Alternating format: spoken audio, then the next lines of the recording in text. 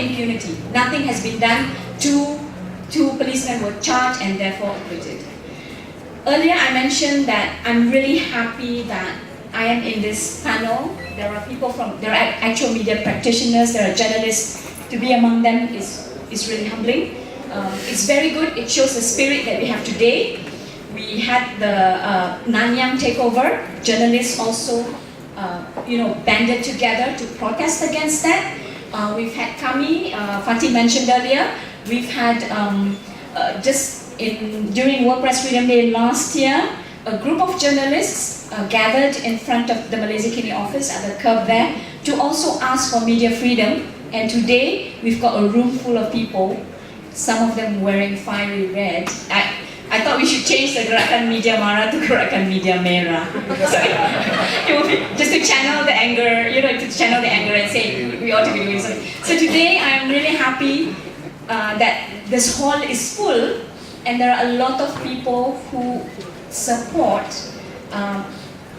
the challenge and to promote media freedom in Malaysia, and a lot more people who are in media who are actually taking it up, because I think that was one component that was missing, especially from print media. I think there's been a lot of activism around this, but for journalists to speak up and take up the challenge, that is something that I think is very, very new and something that ought to be commended and something that we need to nurture. It's not just people who have the right to information and support media freedom, but also there needs to be support of journalists to speak up on this issue and be heard and be flying that flag. Thank you very much. Thank you, Mas. That was very enlightening. I think that many of us are also not aware of some of the facts that she was saying. As she said, that many of the reporters were, during Bersih, they were harassed, they were beaten up. In a way, it was a good thing, okay? Not to be cynical, but in a way it was a good thing because that brought to light what many reporters went through during Reformasi. Because during Reformasi, a number of us did get beaten up, did get hit on the head with batons, but gassed, but nobody bothered because there was only then Malaysia Kini. So to announce, there's a donation box that's going around that's to fund this forum that you're sitting here for, and also some of the other events that we have in line from Gerakan Media Mara. And then there is also a live telecast from Ubah TV and Selangor TV at the back there, and audio, live audio recording, live audio. Radio Bangsa Utama is doing it now. So those, you may be able to tweet and Facebook and let the others outside who are not here know that, they can follow us through that. Okay, now we'll call upon a practicing journalist, chief reporter of FMT, G. Vinod.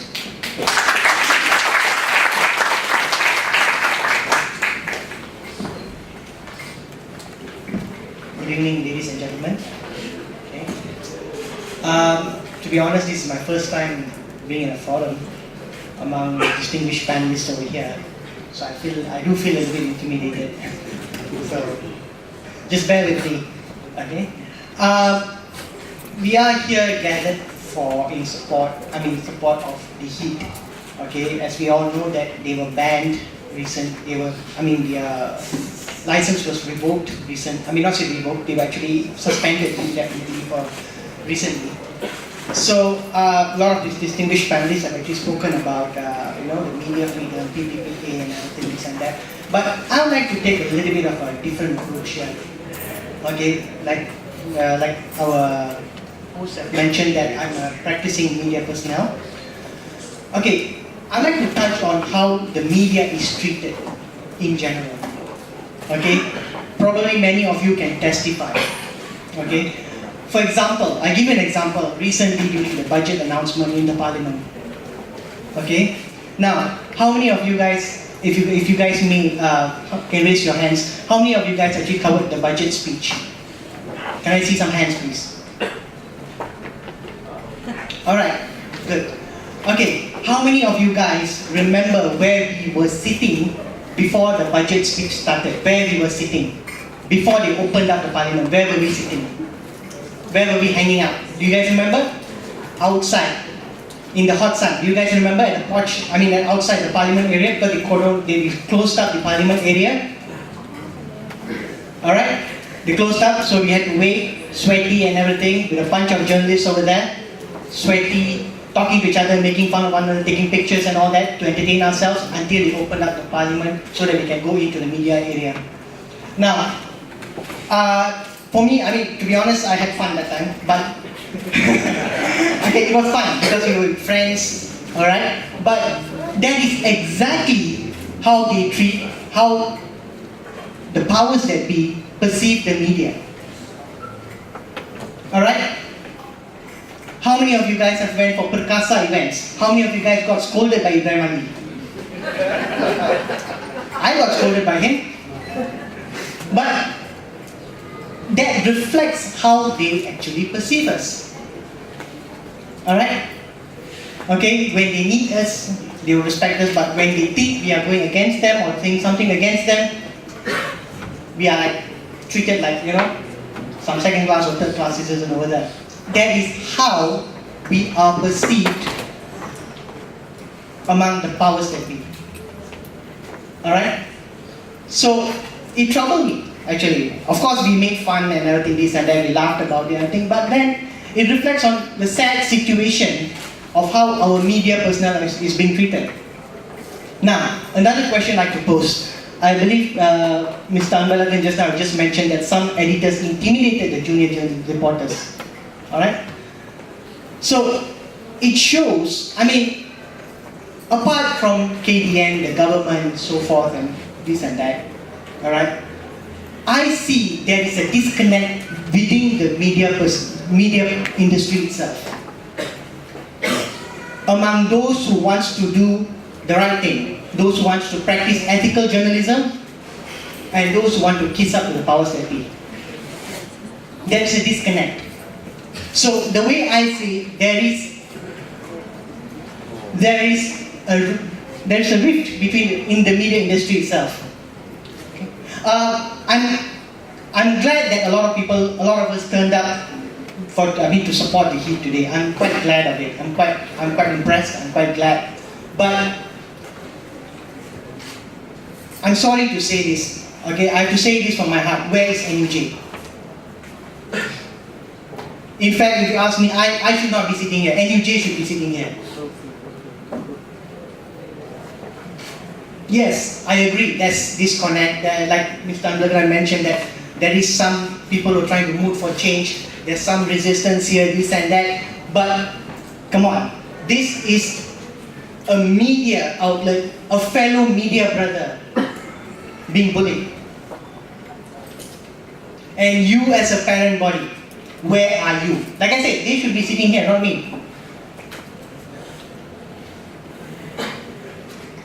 So if there is no respect within the media industry itself to one another, how do you expect the powers that be to respect us for what we are? This is a question all of us should ask one another. Probably the elder media personnel can educate the young ones like me. I don't seem to get it. I do understand that some media are controlled by certain political parties, this and that and everything. But if someone decides to make a stand, I believe we can move a change. But unfortunately, there is a disconnect. There is one group who wants to play along with whoever's controlling, whoever's holding the baton, and this one group who wants to move change. So how are we? The way I see the heat, what happened to the heat can happen to anyone. Okay, it can happen to anyone. But unless there's a unity amongst us, if there is unity amongst us, Do you think KDN can just come and revoke or suspend or do whatever they want? Alright, now, press laws, for example. Alright, press laws. Now, correct me if I'm wrong here, but we do not have any laws to protect journalism per se. I mean, to protect our sources per se, if I'm not mistaken. Alright? So, the way I see, the only way for us to protect ourselves from bullies, the way I perceive it, is for us to stand united like what we are right now. Now, you guys deserve a round of applause actually, at least for today.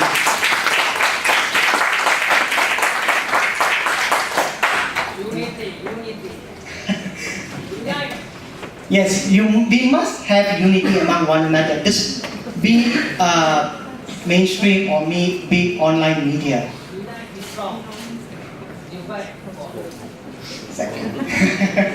Alright, we need unity. I think that is the first thing we need to work on. We are 7 million. Okay, we need that unity. 7 million. Thanks. Alright, we need that unity first. Okay, like today. Today is a good step. It is a good step, it's a first step, it's a good step. Alright? But we need to close ranks, show the powers that we media personnel are not to be intimidated. We are not to be pushed around. And we don't report something bad just because we hate the person or whatsoever. Because we just report it. Coming from online media, we report things as what it is. Too bad if it makes you sound stupid. Alright? Because that's what you are. Alright? So, but the thing is, media must be perceived as the fourth estate. Here we are not being treated as a fourth estate. We are treated like estate workers. Alright? Okay. Media must be treated as the fourth estate, and for us to be treated as the fourth estate, we must think of ourselves as the fourth estate first. We must think of ourselves as the fourth estate, think of ourselves as a check and balance to democracy, not the government, to democracy. We are check and balance to ensure democracy is served at all times. Okay. As for the heat, I'm here to support you guys. Okay, a lot of you guys are my friends, personal friends. We worked on assignments together, everything. I am here not only as a speaker, but I'm also here to support my friends in the media industry. Thank you very much. Thank you, Vino. That was very spirited, as I said. Yeah, true, we are the fourth estate, and we are all warriors of the fourth estate. Let's, not let the government take over that estate. Okay, just to set the record straight, NUJ, we did invite them, but their top leaders are all on leave. And also to state that they did issue a statement opposing the action against heat. And I would also like to announce that we have with us here, we are very lucky to have with us here, a number of journalists from the heat. But as I said, they are going to do their job, so they're going to play the low profile for now. Okay, next, someone we know very well, Stephen Gunn.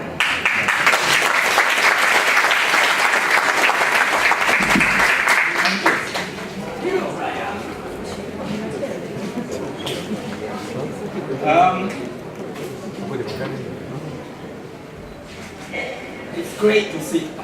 Excuse me.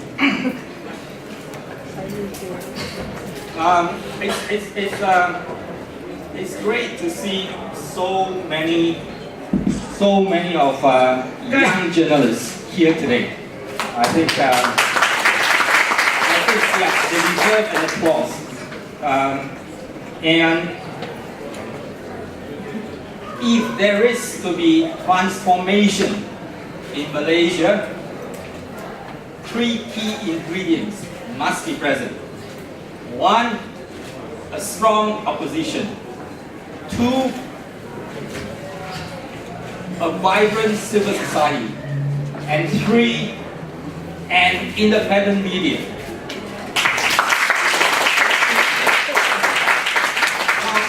Malaysia Kini has been around for 14 years, and over the years we have seen some changes. For one, I have a lot more white hair. But seriously, I think before the 1999 general election, when Malaysia Kini was launched, both PAS and DAP, the combined opposition, at that time PKR was just being formed. Both PAS and DAP had 16 seats. And today, the opposition has 89 seats, a 5-fold increase. Civil society groups were very small and insignificant 14 years ago. I still remember that they were hounded by Mahathir's special police all the time. And today we have, among others, Gresik, Swarang, Bar Council, and more recently Hindraf. And I think they are playing a major role in hounding the government. But one actor, however, did not change much. The media landscape has essentially remained the same. While media organization need not renew its publication license, as what Mas mentioned earlier, it's definitely a battle hard won, I think. The government has retained very much its power to keep the media in check. And while we have new titles being launched, especially more recently over the past year or so, one of these titles, The Heat, has been suspended indefinitely for its bold reporting. And I don't for 1 second believe that they've been suspended for so-called purportedly failing to inform the Home Minister about changes in its management. And neither do you.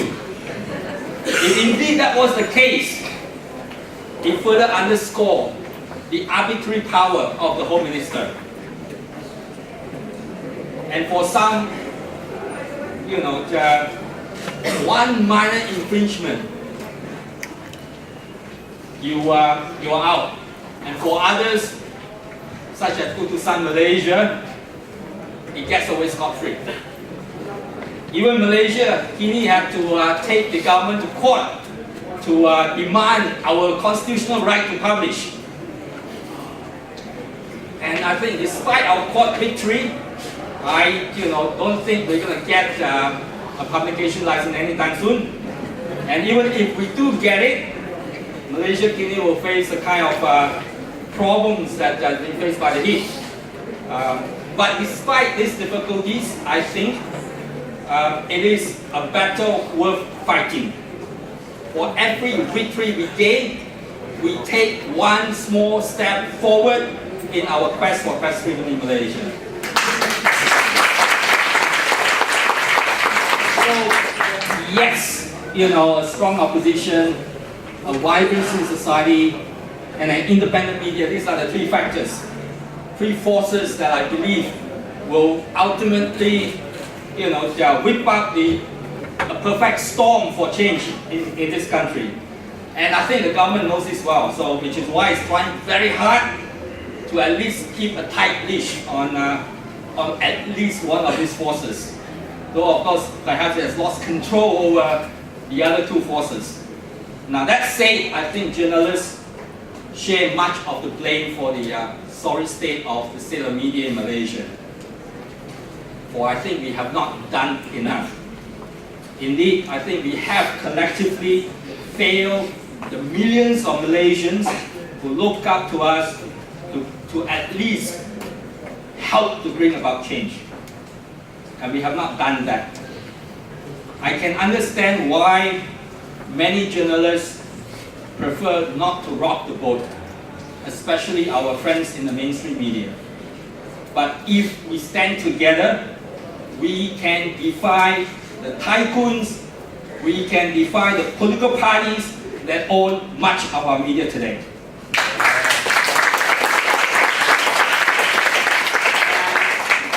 As we welcome the new year in a few days' time, we must strengthen our resolve to fight for press freedom in Malaysia.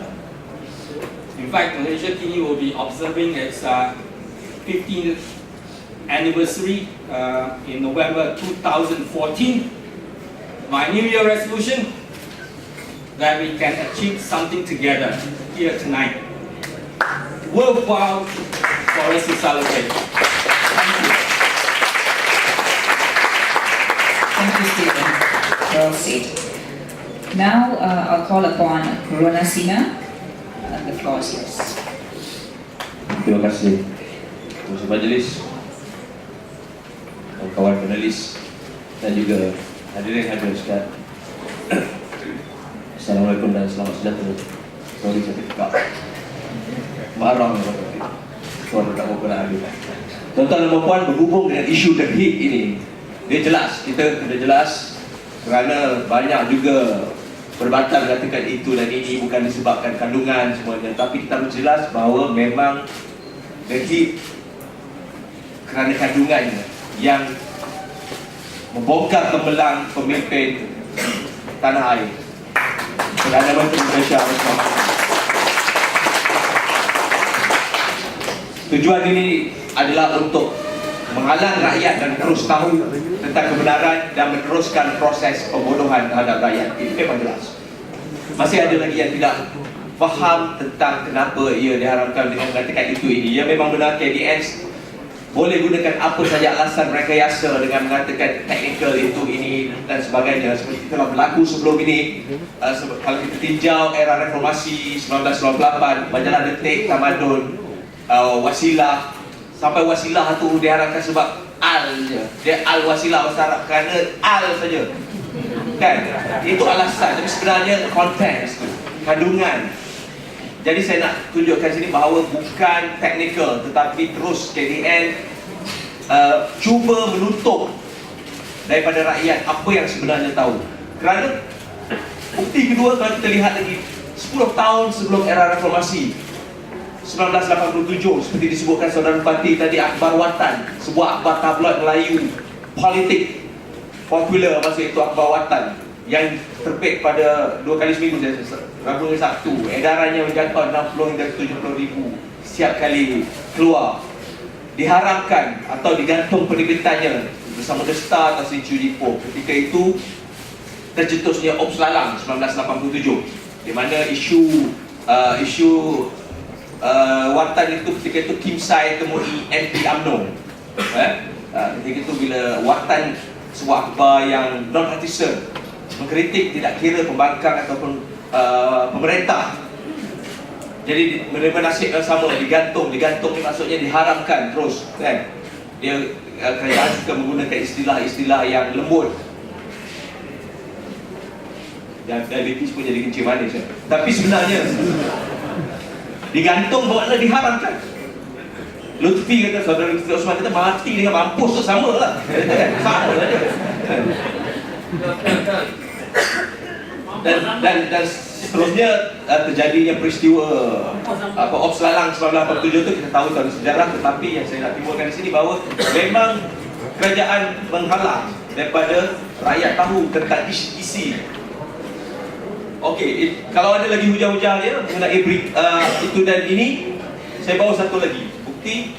Pada 2009 saya jadi editor majalah Gedung Kartun sebagai efektif, yang mana Saudara Zula pengarah urusan majalah Gedung Kartun. Kalau kita masih ingat, majalah kartun pertama politik tanah air yang terus saja muka depan Merdeka, seorang lelaki pegang bendera yang ada PM di situ, dia jerit merdeka, seorang kanak-kanak kecil menegur dia, itu bendera Mongolia tuan. Ini bendera kita. So, majalah ini pada edisi Merdeka, saya editor bersama saudara Zuna dan kawan-kawan kita tulis. Hari ini dia keluar, kita edarkan orang yang order online. Besok kita keluarkan kepada pengedar. Hari ketiga KDN datang office, terus rampas. Nasib baik sempat edar yang lain, terus rampas yang ada di pejabat. 408 naskah macam tu. Saudara Zuna dia tahu majalah ni rare lah, tapi ada lagi kat luar untuk orang nak beli. Masalahnya apa? Konteks kartun dia kan? Tapi kartun pun tidak dibenarkan untuk disampaikan kepada rakyat. Dia tidak mahu rakyat dididik untuk menjadi cerdik. Dan seperti kata Mas tadi, Akta Mesin Cetak dan Penerbitan, dia bukan saja melibatkan syarikat penerbitan, tetapi KDN ini sendiri telah pergi serbu kilang cetak. Inilah akta ini, mengapa kilang cetak juga turut menjadi mangsa. Dan seterusnya apabila gedung kartun dan terus buat buku lain, siri-siri seterusnya, Perak Darul Kartun, isu dalam kartun 1, 2 dan 3. Tapi apa yang berlaku ialah KDN terus menekan pengedar, penjual, tukang cetak sehingga mereka takut dan akhirnya terkubur kerana kita berhadapan dengan sebuah jentera yang besar. Itu boleh keluarkan, sampai hari ini kita boleh keluarkan, tetapi apabila dia pegang dan cengkak pengedar, tukang cetak, maka majalah ini terkubur. Inilah kekejaman yang paling kejam sekali kerajaan yang ada sekarang apabila terus menyekat dengan menggunakan instrumen untuk menyekat kreativiti dan kebebasan. Tuan-tuan dan puan-puan sekalian,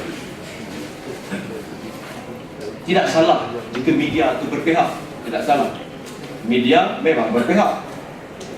Tetapi sama ada dia berpihak pada parti pemerintah atau kepada syarikat yang dia keluarkan, parti politik, atau dia berpihak kepada rakyat. Jadi di dalam kategori itu, media yang tidak berpihak kalau pada zaman ini adalah sampah. Jadi berpihak, tidak kira dia pro pemerintah atau dia pro rakyat atau dia bebas, tapi dia berpihak dan dia mempunyai etika dan tanggungjawab. Jadi tuan-tuan, sebagai penulis dan pelukis juga, saya menganggap media ini sebagai satu alat untuk menyampaikan kepada halayak, tidak kira apa saja bentuk. Jadi apabila media dicengkam, kreativiti kita akan rosak. Dia bukan sekadar The Hit. Hari ini The Hit, sebelumnya Malaysia Kini, Harakah, Suara Keadilan, terus-terusan. Ini bukan sekadar satu, tetapi kesan daripada cengkaman ini akan merosakkan kreativiti pengamal media ataupun pegiat dan juga membunuh budaya bangsa tamadun kerana rakyat terus dibelenggu dengan maklumat yang tertutup. Jadi kita semua di sini harus menggalas visi untuk menyokong kebebasan media. Yang patut diharapkan ialah kerajaan yang 47% itu dapat cukup. Itu yang patut diharapkan. Terima kasih. Terima kasih Wan Asina. Nampaknya sudah mula membakar kita ini. Okay, we are going to before the next speaker, we are going to distribute the demands of Gerakan Media Mara. It will be in Malay and English. There are 8 demands to the government, to the political parties, and to all media journalists and media organizations. And for further details, those we might be a bit short of the copies. So those who have not received it, then you can go to the Twitter @mediageram or go to the Facebook Gerakan Media Mara. Okay. Now Hatta Wahari is with us already. So he's the representative of Reporters Without Borders. Once the NUJ head of Utusan, sacked, stood outside alone, picketed, and here he is now. Mike is back.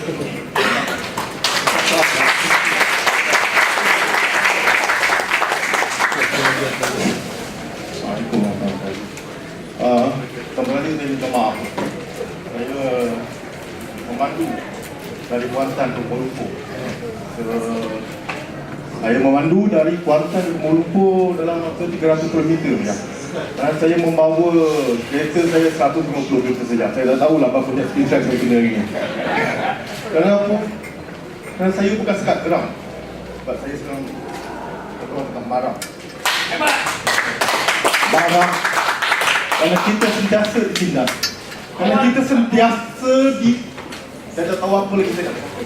Pelbagai perkara kita dicap. Banyak perkara kita dilaksanakan. Dan tapi setakat ini kita hanya tahu forum, kita apa lagi, petition, kita hantar ini. Tapi nampaknya setelah berapa negara mereka 56 tahun, 50 tahun, kita masih lagi sini. Media masih ditindas. Tak ada kebebasan untuk kita menulis, tak ada kebebasan untuk kita menerbitkan apa-apa. Adalah akhbar. Tuan-tuan, saya baru berusia 40 tahun. Saya rasa ada lagi wartawan-wartawan yang telah berusia 50 tahun, 50 tahun. Masa mereka dengan saya sudah saya sudah dalam keadaan itu pula. Nak marah tak boleh, nak marah, nak itu tak boleh. Cuma kali ini saya ingin mengeluarkan idea ekstrim. Seperti kata saya dekat Permisi Kini dan mana-mana dekat. Adakah kita wartawan dunia ketiga sekarang? Adakah kita hanya memikirkan pasal soal gaji, soal hidup? Adakah kita hanya berbicara pasal wartawan yang ingin menjadi editor kanan, ketua pengarah, pakai kereta BMW, pakai kereta apa kereta lah ada sekarang. Tak apalah, tak ada masalah. Itu bukan nama semua lah, betul ke tidak? Tapi tuan-tuan tidak melihat. Saya rasa kita wartawan kat Malaysia ni tak melihat apa yang sebenarnya kita perjuangkan, apa yang kita nak perjuangkan. Apakah kita hanya nak melihat saja? Adakah kita cukupkah kita dengan jawatan editor, dengan gaji sekian-sekian? Itu ini. Saya dah berhenti kerja selama 2 tahun. Dan saya boleh survive. Saya dengar wartawan-wartawan yang sekarang ada lagi. Dan kipun hanya kata orang tu yang beri kebenaran saya untuk saya mengeluarkan kenyataan, membuat siasatan dengan pelanggaran kebebasan media atau semua itu. Tapi saya tak berminat dengan perkara kecil, dengan forum ke, petition ke. Saya lebih kepada isu-isu. Kita nak buat lakukan sesuatu, kita akan melihat adakah kita mengikut etika kewartawanan. Oh, kita kena ikut etika kewartawanan. Tetapi tuan-tuan tahu tak, adakah kerajaan mengikut etika kewartawanan? Media Perdana, Utusan Malaysia, Berita Harian, NST, The Star, adakah mereka mengikut etika kewartawanan? Saya tanya tuan, betul adakah mereka ikut etika kewartawanan? Tidak. Jadi kalau mereka tidak mahu mengikut etika kewartawanan, adakah kita perlu mengikut etika kewartawanan? Saya ingin tahu tuan-tuan, NST, Berita Harian, Utusan, berapa lamakah mereka sudah bukan menipu rakyat, memandulkan etika kewartawanan. Betul.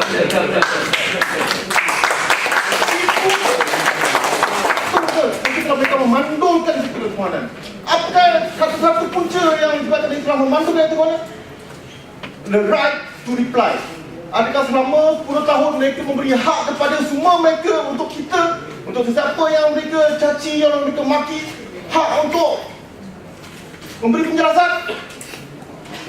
Cuba tuan-tuan lihat, adakah mereka beri hak itu kepada, bukan setakat saja kepada parti politik, tapi kepada even Malaysia Kini, Malaysia Insider.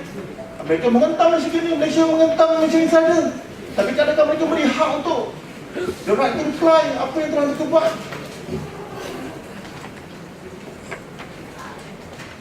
Jadi kalau mereka telah memandulkan etika kewartawanan, jadi kita perlu juga memandulkan etika kewartawanan kita terhadap kerajaan. Kalau saya lihat foto-foto basically Malaysian ada Malaysian Insider, banyak-banyak ada NDD lah, lebih online lah. Mereka memang kata orang tu very straight to point. Kita mempertahankan etika kebanan, berpihak pada kerajaan untuk memberi penjelasan.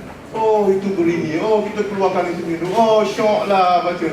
Tapi tuan, saya ingin dapat konsensi daripada portal-portal yang popular sekarang. Sekarang kita jangan lihatlah media-media ni, sebab mereka semua dah kata orang tu dah di balik ujung sana dah tak ada siapa nak membacanya. Kalau percuma pun dia cakap orang aja campak dalam tong sampah, tak ada siapa yang tu. Jadi sekarang hari ni kuasa untuk menyampaikan maklumat adalah di tangan media media portal. Media berada di atas talian. Kenapa kita tak nak menggunakan kuasa yang kita ada sekarang ini untuk menentang kerajaan, untuk membantukan kerajaan sendiri? Kenapa kita memberi hak kepada mereka? Hak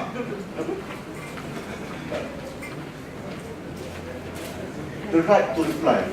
Itu merupakan salah satu etika kewarganegaraan yang paling tinggi sekali maknanya. The right to reply. Jadi kita menulis dan mereka hak untuk memberi penjelasan. So adalah menjadi, saya tak tahu yang sama dia ni setuju dengan saya ke tak setuju, tak tahulah. Tapi itulah maksud saya cakap. Sebab sepanjang fasa saya di utusan Malaysia, perkara inilah yang dibicarakan, dibincangkan. Bagaimanakah untuk memastikan semua yang kita laksanakan menurut saya mereka yang membaca ini tidak akan dapat maklumat separuh lagi 50% dari maklumat. Mana the right to reply itu memang dimasukkan. So kalau kita tidak menggunakan